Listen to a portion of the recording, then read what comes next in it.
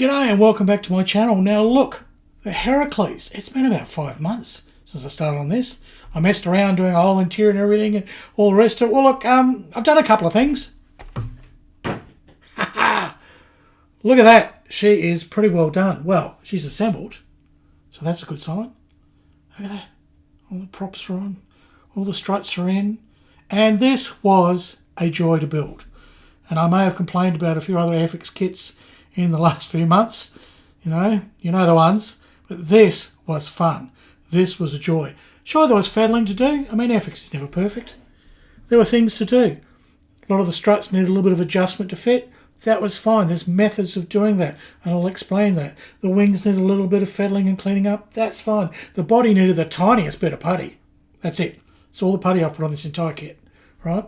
So, there's a few other things that just need a little bit of tidying up, but overall, this went together perfectly, and it was a joy to build.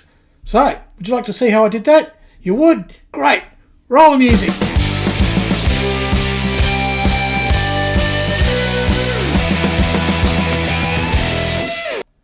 So this is pretty much where we left the Hercules last time, in that I had put in that interior. So the seats there, and there's a whole cockpit area in there with seats and things. There's a little photo, right?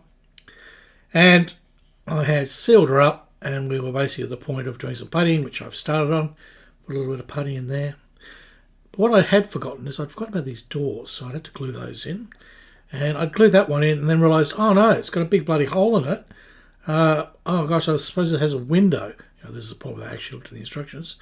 So I went and grabbed this little window part off the sprue. I had to rip my door off and put it back on again. And of course, I've got a bit of a problem here. I'm actually going to have to mask that window. The other windows I wasn't really going to mask. I was just going to put a big rectangle up, right, over the whole thing, because I've already pre-painted this with a bit of silver. See? That's the kit colour, that's silver. So that'd be good. So yeah, I put that in. And then I went, oh, there's two little round bits on the sprue. Clear sprue. What are they for? And they, of course, fit here. And I thought, oh no, I can't bother putting those in. But you'll see there's something in there. See, it's reflected with the light. That's actually this, some white wood glue. Because that's the trick I was told about, is that you can kind of fill these small window areas by just tapping in a little bit of white wood glue. There are actually products you can buy that do this, that are designed to do it, that are very clingy. But I found the aqua here work really well. So you can see how it reflects. So there's definitely something in the hole, eh? And that's just dabs of the white wood glue. So that's all ready to go. That'll need a little bit of sanding. It's not too bad. That was probably about the worst area there that needed putty. Apart from that, these edges look like they just need a bit of a sand. That's it. Now I've nearly completed step one. I have the fuselage all done. All right, everything's in. Got my nice seats, glued all that. I've sanded back that one bit of putty area that I needed, and that only left a tiny little bit. Basically, that's all that was needed to fill in the tiny gaps there. And all the other seams just sanded nice and smooth. So it was really quite a joy to put together. There is a tiny little stagger here at the tail. So this little piece here seemed to sort of almost be like short shot or something, but it was easy enough to clean up and sort of reshape the knife. Just a little job. Just a bit of fettling. Well, what I am missing is this whole tailplane arrangement. Now, I thought I'd be very smart, and I actually started separating the flabby bits from the main parts of the wings, because I was going to position this. And then, of course, I realised, oh, if I'm going to have it flying, because usually I'll position it because I like to have them in flight, I'm going to need pilots, and I'm going to need passengers, and 1 to 144 scale sort of figures are going to be tiny. So I had enough trouble trying to print a cockpit. I thought, how am I going to print figures, So I gave up on that. It was suggested to me that I could put a little bit of sort of the elevator sort of tilted down, which would be sort of a resting position on the ground. So I will do that. I mean, I had thought of at one stage of actually cutting into the main wing as well, and cutting the aeroline out and positioning it as well. But again, this is for a flying position, right? A flying display. Not much point unless I've got actual critters inside there, both flying and passengering the aircraft. So giving up on all that. So I need to glue this together now. I did do that in the last video, but I'll just quickly do that now. It goes together like a dream. It is so easy.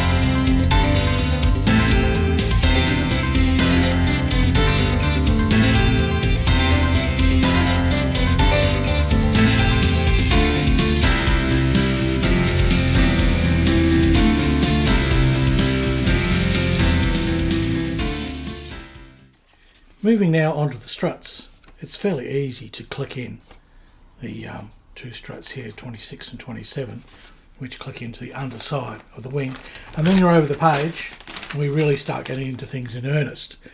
Now there's a tricky little jig here that Airfix supplies. Now I did show some of this and did show putting the struts in when I did the actual unboxing of the kit and a bit of a wet dry fit, but I never went into it in detail. I sort of said it was easy and it went together well. So in this video I'm going to actually show you the tricks and some of the tips that I used. Now I've just completed step 3 and all my struts are in and they're all sitting nicely, and this was not that hard to achieve, but there are a few little sort of things that you can make life easier with doing it.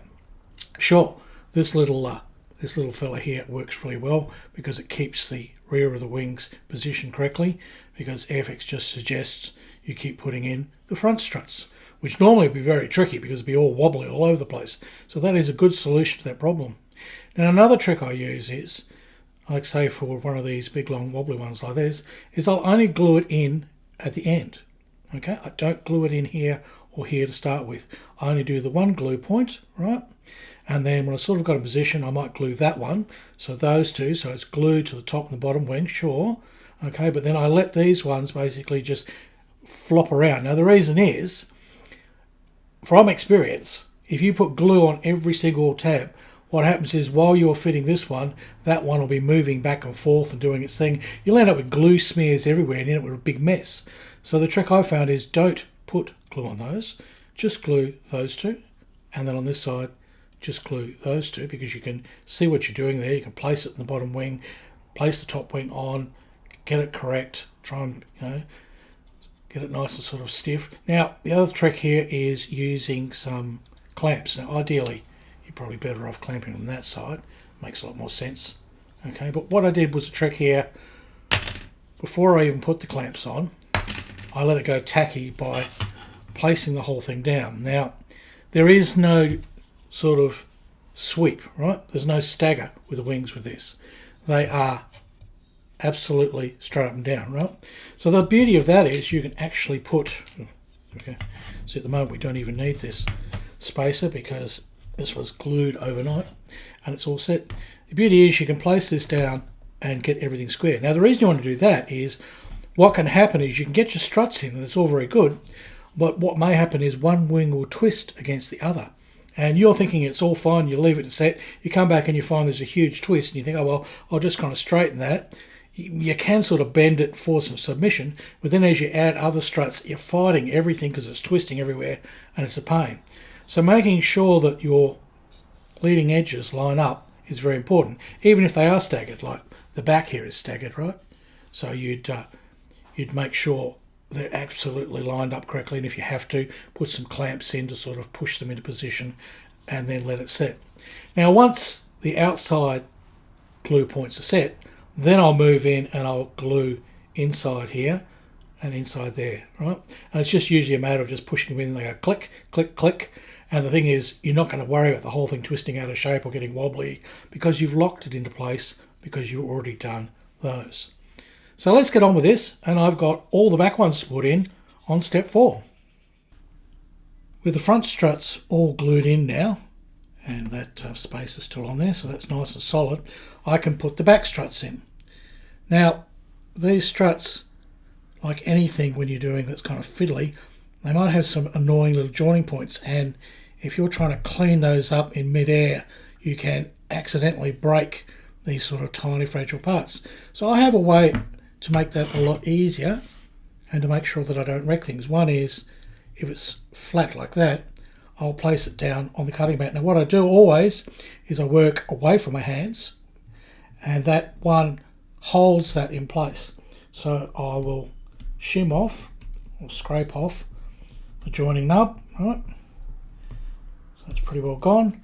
And being an Airfix kit, there are moulding seams, so we'll do those. So again, working away as much as possible. I did go towards myself a little bit there, but ideally away is the best idea, especially here. If you go here, you'll go up that way, you'll snap it. With this now at 45 degrees, it's a lot easier to work with, and it's hanging off the side of my workbench, right? And I'll scrape off the little nub. That's gone. And then again, holding at one end, scraping to the other end, I can get rid of any of those seam lines. And the same here when I come back, holding at one end, scraping the other end. I can use this finger here to hold down the other part of the strut. And there's no way I'm going to snap this now. No way at all. So it's perfectly safe. And if I wanted to, I could bring in my sander. Well, in this case, my sander is huge. But I could bring my sander in if I felt it needed sanding. But honestly, usually with these kits, a bit of scraping is all that you need to do. Alright, I'll get all those done, and then we can glue these to the wing. As with everything, when you're building these sort of kits, dry fit, double check. So that does go into there, that does go into there, and those two are going to fit in their slots there. There you go, it's almost holding together. Now I like to use some slower setting glue like the Revel Contactor at this point, so we have got some time and some wriggle room. So we'll put the outside one in first. Okay, holding it in place, I dry fit the others. And my reasoning, of course, is to stop things from sliding around and smearing glue all over the place. Now the little motors for the kit, they're all pretty well the same. There's 4 of them. The only difference is between the top wing and the lower wing, because on your top wing you've got quite a long distance for the exhaust pipe to come up and over, whereas on the bottom wing there's no wing in the way, so the exhaust pipe from the motor literally just goes out either side of the struts. Or in some photos actually it comes between the struts, but I think that's a different model. So essentially you've just got 2 pairs that are pretty much the same. So those are the only differences, are those little exhaust pipes there, which will fit on the side of the motor. It's the sort of thing that I'd leave off to the absolute end, because I'm more likely to knock them off and break them if I try and put them on now. So I'll put those to the side before I rack them. Now the motor itself is very easy to make up, and the parts are reasonably clean from Airfix. It's not a problem. I haven't glued anything together yet. Firstly, I would leave the propeller off completely, because I wouldn't want to put that on now, because I want to double check that it's nice and clean, and I want to paint it its colours, which are different, because it'll basically be wood and then the centre hub will sort of be metal. So that's separate. I'm also going to separate, or not glue together because they do come separate, the cylinders, which are on that part, to the base mount. Now, Airfix has you glue that onto there, and some people would do that and then they could paint that up on the model, and I find that hard. These guys are sort of all black in the photos with sort of highlights, so I'm going to do that whole section black and just dry brush all the details with a bit of gunmetal and a little bit of silver. So I can do those separately, and that'll be a lot easier. I won't put on the end stub to the propeller, because obviously that has to all go through there, but I will have to glue it inside, because I want to put this part on now. And my reasoning for that is this on here is the same colour, so that is the silver part. Okay, so I put that on there now, I can get it to shape a bit better, and I can sand it off correctly to the top here, because there's a joining point there. That's where the stub goes on from the sprue. So I can leave that a little bit rough and then sand it perfectly smooth to fit on there. So that will solve that problem. And then my motor can go on later when it's painted black, after I've done the whole wings and body silver. And then my propeller can go on later when it is painted the wood colours. So that means I will have to glue in this part in there, and my propellers will just simply sit in there and be loose. Or I can put a little bit of liquid tape in there, sort of hold them in place. So that's my plan. I'm not doing it sort of as per the Airfix kit normal. That will get glued to the wings. That will be painted separately. That will get glued to the inside of that, which will be hiding in the wing. And that's going to get painted black and dry brushed well before it goes in the model. All right, let me put all these on. So I do the sliding around with the bits that are dry, don't have any glue, make sure they're sitting in their correct spots. And this one here is the only one that's got glue on it. I'll let it set, so I'll let it get tacky. Once it's tacky, I can come in with the Tamiya Thin, which with capillary action will flow nicely, and so I can use it to flow into the hole. So I don't have to move anything, I don't have to bump it. So that's set in place. I'll put a little clamp on there just to make sure nothing comes apart. Now I have to be very gentle, very gentle. This is not a rock hard clamp, this is more just holding it in place type clamp. Here we go. I'll just make sure that nothing pops out. And it's a good idea to check at this point. Nothing has popped out and it hasn't, so that's all good. So I'll leave that alone to dry and get on with something else. And I've kind of jumped around the instructions a bit, you may have noticed, because I'll leave one thing to glue and to set, and I'll move on, I'll sort of work on something else, leave it to set, and then come back. I mean, you can work in order, you just end up with lots more coffee breaks, that's all. So we're down to the last few things. Now these are the wheel struts, and I have pre-glued this. You don't want to do that. I'd already checked that they'd fit. I'd already done a dry fit, right? So I know, hopefully, the geometry is still correct. And yes, it is. That goes in there, that clicks in there. So that geometry is fine. But best, don't glue those together. Click them in first and see how they fit. Then if you like, as I've done, glue that one if you want to take things apart later to paint. This should be fine to just stay in here now. So just get that to stay there. Here we go, that's wheels. And then all I've got left to put in are some of these motors. Here we go. Last one's in. There she is. She's basically built. That is the plastic.